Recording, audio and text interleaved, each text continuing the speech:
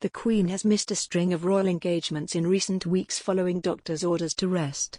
But her eldest son and heir to the throne, Prince Charles, has stepped up his responsibilities in response, leading the royal contingent at the long-awaited COP26 climate summit in Glasgow this week. The future king delivered a poignant speech, urging world leaders to find the solutions to tackle climate change once and for all. The Prince of Wales stepped up his royal responsibilities at the landmark COP26 climate summit on Monday, delivering a strong and pragmatic speech to delegates as he filled in for the Queen. On Monday evening, the Queen delivered a recorded message to delegates in Glasgow while she rested at her Windsor Castle home. But it was Prince Charles who delivered the summit's opening address to a packed auditorium of delegates. Charles' speech was one themed on partnership, as he called on the world's leaders to find practical ways of overcoming differences. Royal commentator Richard Fitzwilliams told Express.co.uk that Prince Charles' speech was pragmatic in its delivery. Mr. Fitzwilliams said, "The Prince of Wales gave a strong, succinct speech at COP26, following that at the G20 where he also spoke of the environmental challenges we face.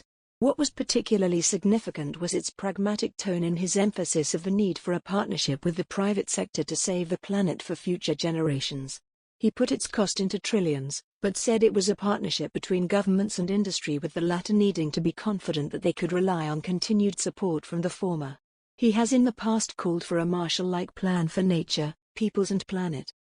Also, the Duke and Duchess of Sussex dipped their toes into the debate around the COP26 summit by releasing a statement on their website on Tuesday, vowing to work towards being carbon neutral.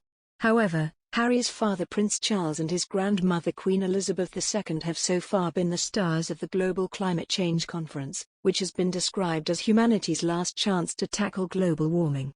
They put them in direct competition with other royals for UK front pages this week, and for once the older generations won. It was a rare moment when Harry and Meghan were outshone by their elders. The Duke and Duchess of Sussex did not appear on a single UK newspaper front page on the morning of November 3. Instead, photos of Charles at COP26 made the front pages of the tabloid Daily Express and the broadsheet Daily Telegraph, where the heir to the throne appeared alongside President Joe Biden.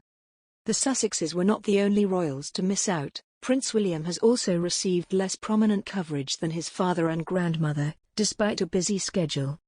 The prince and his wife Kate Middleton met scouts taking part in the #Promise to the Planet campaign on the summit's opening day and later attended an evening reception where William spoke to Biden. The future king and the president appeared to share a moment of warmth as Biden put a hand on William's shoulder. However, on Tuesday, UK newspapers focused on the Queen's rousing pre-recorded address to the reception on Monday night.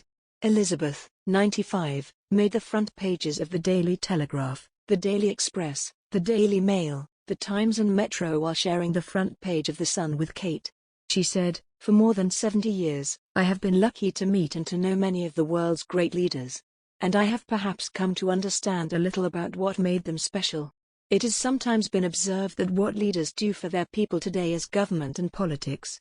But what they do for the people of tomorrow, that is statesmanship. I, for one, hope that this conference will be one of those rare occasions where everyone will have the chance to rise above the politics of the moment, and achieve true statesmanship. It is the hope of many that the legacy of this summit, written in history books yet to be printed, will describe you as the leaders who did not pass up the opportunity, and that you answered the call of those future generations. That you left this conference as a community of nations with a determination, a desire, and a plan, to address the impact of climate change, and to recognize that the time for words has now moved to the time for action." Charles' PR success comes after years in which he has routinely carried out more public engagements than his sons, but has been dwarfed by them in newspaper coverage. His ex-wife Diana was also famously more popular than her husband, with crowds openly groaning if they got Charles instead of her on walkabouts, according to Diana, Her True Story, the biography by Andrew Morton. Harry and Meghan's Archewell Foundation said in its statement, "As global leaders convene for COP26 to commit to solutions for our climate crisis, all of us at Archewell, led by the Duke and Duchess of Sussex, share our pledge towards a more sustainable future by becoming net zero by 2030. Our co-founders, Prince Harry and Meghan, the Duke and Duchess of Sussex, have a long-standing commitment to the planet, both together and prior to their union, with global projects and partnerships dating back over a decade.